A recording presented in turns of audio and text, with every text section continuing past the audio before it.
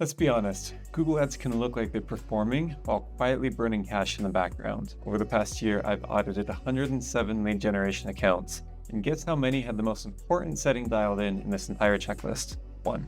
That's it, less than 1%. So if you're a marketing leader or a business owner who has an employee or an agency running Google Ads for you, I'm going to show you a quick, simple checklist and audit that you can run through to see whether your ads are being managed by a pro or if you're quietly burning cash. This is not an exhaustive list. There are dozens of things that we could look at, but these 7 checks are the fastest way to tell if your ads are being optimized or simply maintained. And stick with me to the end because number 7 is the one that almost nobody gets right and it has the biggest impact on your actual return on investment. All right, let's jump in. To log in, navigate to ads.google.com. And when you log in, you'll see a screen similar to this. You'll be in your overview section. The first place that we're going to look is for location targeting. You'd be shocked at how many accounts miss this. So we'll go to campaigns, we'll go to campaigns again, and then we'll navigate under our campaigns down here and click on the cog here. This will take you into your campaign settings. When you come in here, you'll scroll down until you find in the other settings section our location targeting. Drop down this location targeting, and then again, there's another location options drop down. This is what we're looking for. This tells Google who can see your ads, people physically in your area or people merely interested in your area. For lead generation, interest is almost always bad. When presence or interest is turned on, you pay for people completely outside of your market, sometimes in other countries. I've seen accounts spend over $200,000 outside of the US because this was just left on its default setting. I've also seen local businesses leak thousands of dollars on clicks from other states, other cities, even sometimes out of the country as well for this exact same reason. What you want is this presence only targeting turned on here. People only physically inside of your target area, not people interested in it. Section 2 is networks. So what we want to do is go to campaigns, our campaigns dropdown, and go to campaigns again. Now there are 2 places you can see networks. First is in the segmentation here, and you can select networks right here. With this, you'll be able to see what we're spending on across different networks. You can also scroll down all the way and have a total account summary and all the different networks that we're spending on. If we're looking at a campaign by campaign level, we can turn off the segmentation. We can go into the campaign settings, and this is where you will turn on or off different networks. So inside of our networks here, you'll see that we have turned off our search partners network, and we have turned off our display network.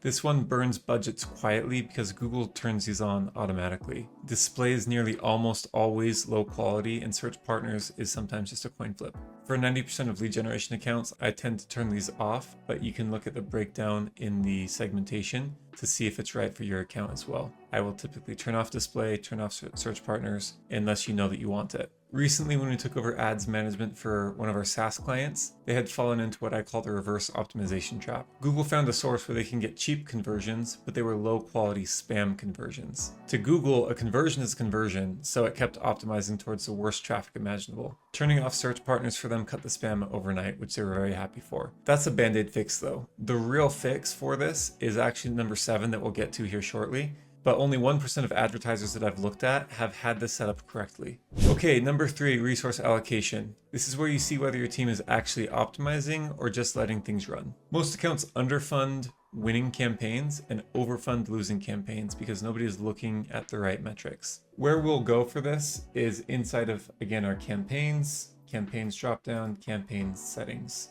What we're going to look at is in the columns menu, and so we will modify our columns here. And we're going to scroll down and look for our competitive metrics. We're going to turn on 3 here: search impression share, search lost impression share due to rank, and search lost impression share due to budget, and apply those. Now that we have our search impression share metrics added to the campaign here, if we scroll over and look at these metrics, what this is telling us is what percentage of the time we're showing up for these keywords that we're bidding on. So for this campaign, for example, we're showing up 11% of the time. The times that we're not showing up, 31.82% of the time, it's because we don't have enough budget. That's what this search lost impression share due to budget is. And 57.17% of the time, we're not showing up because of ranking factors, which we'll get to more factors around that later on.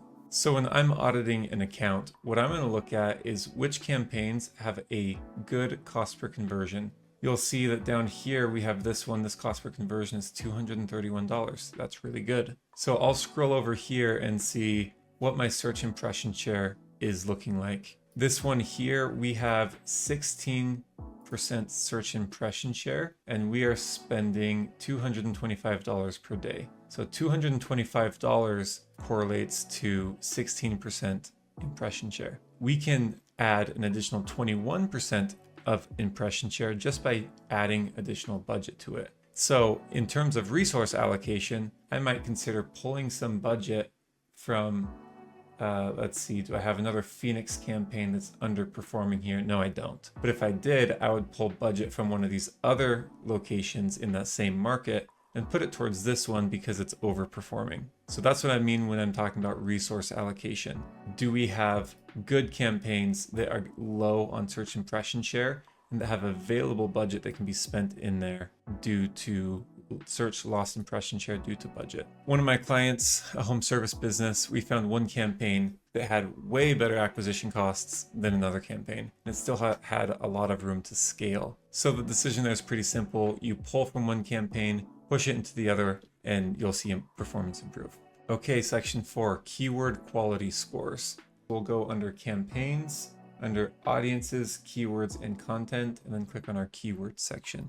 In this keywords section, what we're going to do is add more columns again. So modify your columns here, and then you're going to look for our quality score section. You're going to add in just these 4 that I have highlighted here: quality score, expected click-through rate, landing page experience, and ad relevance. If you hover over those, you can get more detailed into what those mean. But for this purpose, we're just going to look primarily at the quality score. Quality scores often get treated like some mysterious PPC metrics, but it's not. It's all about relevance, and it matters more than most people realize. Quality score, as you can see here, is rated 1 out of 10. Your quality score is multiplied by your bid, and that gives you what's called an ad rank, meaning a lower bid with a high quality score can outrank somebody that has a high bid and a low quality score. If your keywords sit below a 3 out of 10, Google sees this as poor relevance, and you'll pay significantly more in terms of cost per clicks to compete. You want most keywords sitting at a 6 or higher. Fix or pause anything below 3. When we've tracked this across accounts, typically what we see is a 1-point increase to quality score correlates with roughly a 15% cheaper cost per click. So here are some real examples. A keyword that went from a 3 to a 6 in terms of quality score, an increase of 3 points, dropped in cost per clicks from $7.70 down to $4.15, a 46% reduction. Another went from 3 to a 5 in terms of quality score, a 2% increase, and dropped from $10.29 to $6.95. That's a 33% reduction. So as you can see, roughly per point, we're getting a 15% increase or improvement on our cost per click. Section 5, search term scrubbing. To get to our search terms report, you'll go to campaigns, insights and reports, and we're going to go to search terms. So search terms, this is a cleanup step. We're going to make sure that you're not paying for irrelevant searches, irrelevant terms that people are searching in Google. When no one is scrubbing for search terms, you're paying for weird, random, unqualified traffic that never becomes pipeline. You want regular negative keyword additions and search terms that match actual buying intent. What you want to see here is regular negative keywords being added and excluding some of these search terms that are irrelevant, and all the remaining search terms actually matching our buyer intent. And yes, you'd be shocked at the crazy things that people search for on Google. So weird, in fact, that they actually created a board game called Weird Things Humans Search For. It actually won the 2019 Gift of the Year award. And yes, I own it. Section 6, we're going to look at our ad strengths.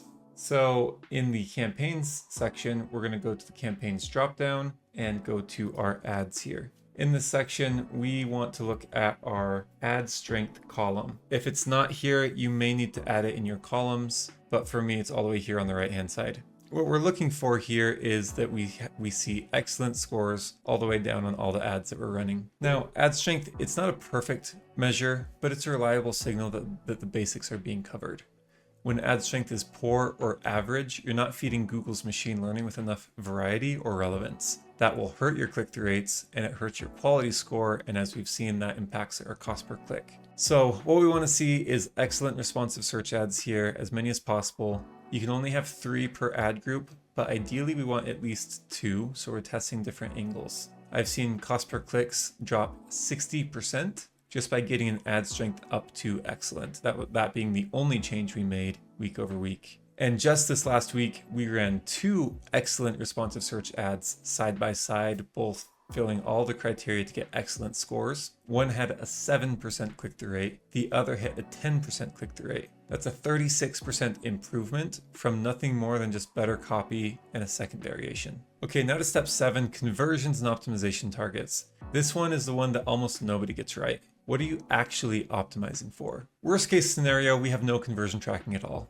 That doesn't happen very often, but I still see it from time to time. Slightly better, we have tracking time on site, specific page views like a pricing page, or video views. These are good signals of interest, but not quite the behaviors we're looking for yet. Most common, we're seeing optimization for raw form submissions. Maybe it's a click on the submit button or a call. Slightly better than that is a call that has lasted longer than 20 seconds or lasted longer than a minute. These are better than nothing, but they're still vulnerable to the reverse optimization trap that I mentioned earlier, where Google hunts for the easiest and cheapest conversions, not the best ones. The best case scenario is that you're optimizing for qualified conversions. That's marketing qualified leads, sales qualified leads, opportunities, qualified callers, booked calls, or closed deals. This requires some sort of mapping between your CRM and or call tracking data, call tracking system, whatever you're using, and getting that data back into Google Ads. And less than 1% of advertisers that I've seen over the last year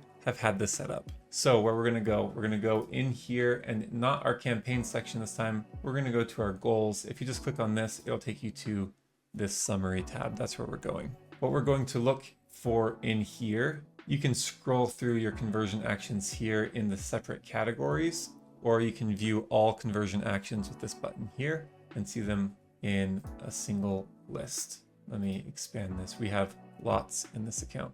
I'm going to filter, just look at the enabled ones, remove all of them that have been removed. And what we're looking for here is this column here called Action Optimization.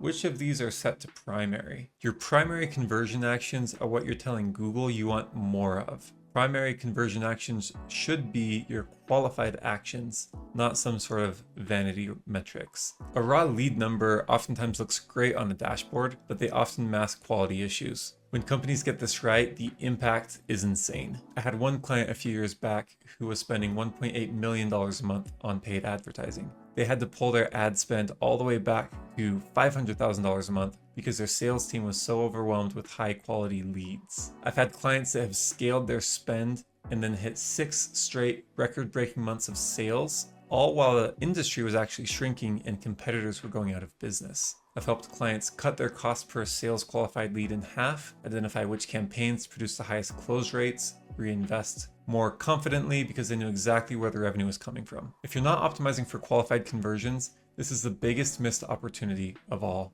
So if you went through this checklist and you spotted some red flags, good news, you're actually not alone. Almost every account has them, and they're all fixable. This is exactly what we help companies solve at Gradari. If you want a second set of eyes on your account, there's a link below in the description to book a quick strategy session, and we'll walk through this together. And if your account passed all 7 stages, that's actually awesome.